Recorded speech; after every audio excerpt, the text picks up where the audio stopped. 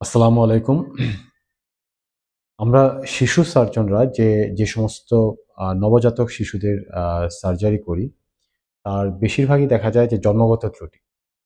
এবং এই জন্মগত ত্রুটিগুলা অনেক সময় এত জটিল হয় যে সাধারণ মানুষ তো দূরের কথা, যে অনেক ডাক্তারও আসলে ধারণাই করতে পারেন না যে এটা এত জটিল একটা জন্মগত ত্রুটি। তো স্বাভাবিকভাবেই বাচ্চার বাবা-মা সবসময় জানতে চান যে এই জন্মগত ত্রুটি কেন হইল? এটা কি বাবা বা মায়ের দোষ বা অন্য কোনো কারণ? তারা সুনির্দিষ্ট কারণ জানতে চান যে কেন হইল? অনেক সময় দেখা যায় যে আমাদের সমাজে বেশিরভাগ ক্ষেত্রেই মাকেই অযাচিতভাবে একটা দোষ দেওয়া হয় যে মায়ের জন্যে হয়তোবা এই সমস্যাটা হয়েছে। ব্যাপারটা আসলে এরকম না। তো এই জন্মগত ত্রুটির যে কারণগুলো আছে, এইটাকে আসলে সুনির্দিষ্ট কোনো কারণ নাই। যে ঠিক এই কারণে এই জন্মগত ত্রুটিটা হইছে।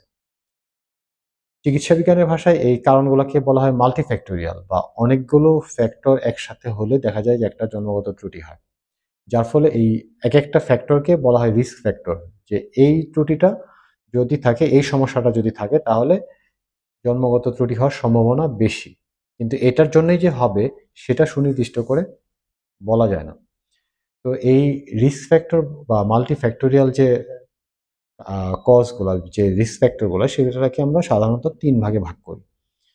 একটা হচ্ছে যে জেনেটিক কজ, আরেকটা হচ্ছে যে তার পরিবেশগত কিছু কারণ, আরেকটা হচ্ছে যে বংশগত বা বাবা-মায়ের কাছ থেকে কিছু সমস্যা আসে। তো ১ম এই যেটা হয় genetic cause. Genetic cause genetic যে মিউটেশন মানে হচ্ছে আমাদের জিনের যে ক্রমাগত পরিবর্তন। আমাদের শরীরের যে সবকিছু মেইনটেইন করে আমাদের ভিতরে যে জিন থাকে। আমাদের আমরা জন্মের সময় বাবার কাছ থেকে ২৩ টা ক্রোমোজোম পাই, মায়ের কাছ থেকে ২৩ টা ক্রোমোজোম পাই। মোট ৪৬ টা ক্রোমোজোম দিয়ে আমাদের শরীরের এই আ যে জেনেটিক গঠনটা হয়। তো এই জিন যখন আমাদের শরীরে আসে, তখন কিন্তু আমরা কিন্তু আ বলতে পারি না যে আ একটা বাচ্চা যখন হয় তখন কিন্তু আমরা বলি এটা দেখতে হয়তো বাবার মতো হইছে বা দাদার মতো হইছে বা মায়ের মতো হইছে বা নানার মতো হইছে। কিন্তু এক্সাক্টলি বাবা বা মায়ের মতো হয় না। কিছুটা চেঞ্জ হয়। এই যে চেঞ্জ হয়, এর কারণ হচ্ছে প্রত্যেকটা জিন কিন্তু পরিবর্তিত হয়। এই পরিবর্তনের কোনো ধাপে যদি এই জিনটা অ্যাবনরমাল কোনো পরিবর্তন হয়, তখন একটা জন্মগত ত্রুটি হওয়ার সম্ভাবনা থাকে। এটা হচ্ছে জেনেটিক কজ। আরেকটা হচ্ছে যে পরিবেশগত কজ। পরিবেশগত কারণ কি? যে আমাদের যে চারপাশে যে প্রতিনিয়ত পরিবেশ দূষণ হচ্ছে, পরিবেশের বিভিন্ন দূষিত পদার্থের কারণে আমাদের ভিতরে জিনের কিছু পরিবর্তন হয়। সেই পরিবর্তনের কারণে একটা আ আ জন্মগত ত্রুটির সম্ভাবনা থাকে। যেমন বিশেষ করে বিভিন্ন জায়গায় দেখা যায় যে কোনো জায়গায় ইটভাটা খুব বেশি, সেখানে ধোঁয়া বেশি, ময়লা আবর্জনা বা অন্যান্য কারণে কোনো জায়গায় দেখা গেল যে জাহাজ ভাঙা ফ্যাক্টরি বা অনেক পরিবেশগত কারণ থাকে, যে একেকটা পরিবেশে দেখা যায় একেকটা আ মানে ফ্যাক্টর কাজ করে।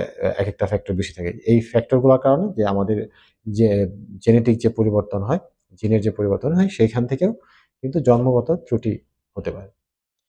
আরেকটা হচ্ছে যে বাবা-মায়ের বা বংশগত কিছু সমস্যা আছে। যেমন থ্যালাসেমিয়া একটা, যে বাবা-মা যদি ক্যারিয়ার হয় তাহলে বাচ্চার থ্যালাসেমিয়া হওয়ার সম্ভাবনা থাকে।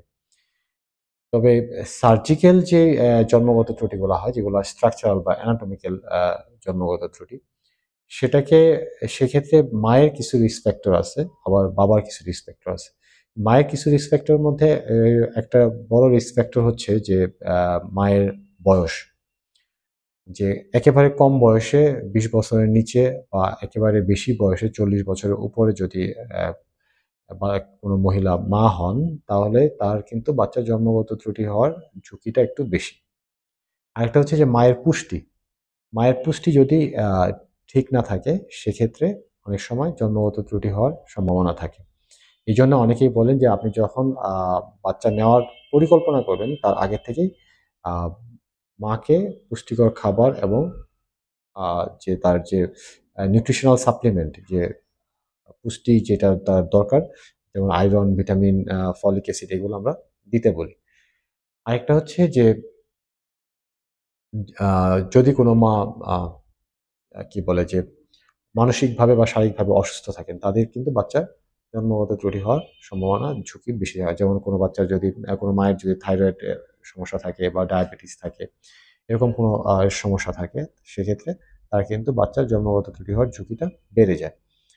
আরেকটা হচ্ছে যে কোনো অ্যাবিউজ যদি থাকে, ড্রাগ অ্যাবিউজ, অ্যালকোহল, আ স্মোকিং বা সিগারেট খাওয়া বা বিড়ি খাওয়া বা তামাক নেওয়া। আমাদের দেশের মায়েদের এই সমস্যাটা কম হয় যে আ বিড়ি খাওয়া, সিগারেট খাওয়া বা তামাক বা আ অ্যালকোহলের ঝুঁকিটা কম থাকে। যদিও ইদানিং এটা বাড়তেছে।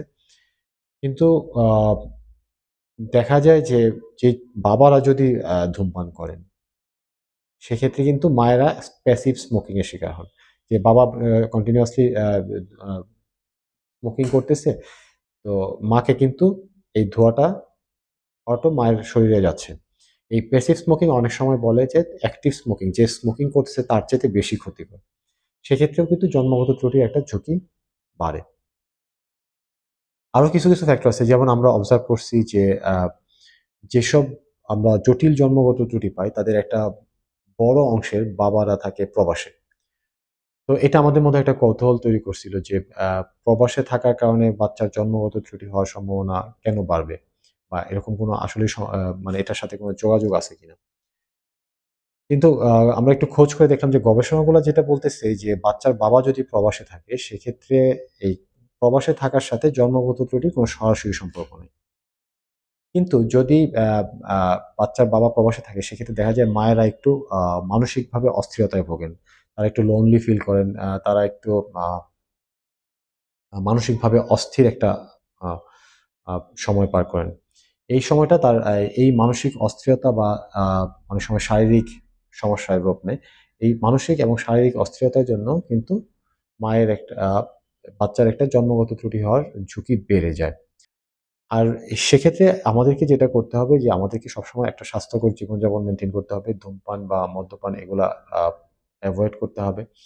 এবং যখন একজন মা বাচ্চা নেওয়ার পরিকল্পনা করবেন বা একজন মা কনসিভ করবেন, সে যখন গর্ভবতী হবেন সেক্ষেত্রে তাকে সম্পূর্ণ পারিবারিক এবং যে সামাজিক যে সাপোর্ট সেটা দিতে হবে।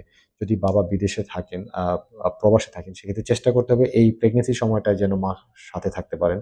অথবা পরিবারের অন্য যারা আছেন তারা যেন মাকে যথেষ্ট পরিমাণ মানসিক সাপোর্ট দেন যেন তিনি কোন রকম অস্থিরতায় বা বিষণ্ণতায় না ভোগেন। সেক্ষেত্রে হয়তো আমরা এই সমস্যাগুলা কাটায় উঠতে পারি। এবং আমাদের চারপাশের পরিবেশ দূষণটাকে আমাদেরকে কন্ট্রোল করতে হবে। সেক্ষেত্রে এবং সেক্ষেত্রে আমাদের যে জেনেটিক যে মিউটেশন সেটার সম্ভাবনা কমে যায় এবং আমাদের কিন্তু এই জন্মগত ত্রুটির সম্ভাবনাও অনেক কমে যাবে। ধন্যবাদ।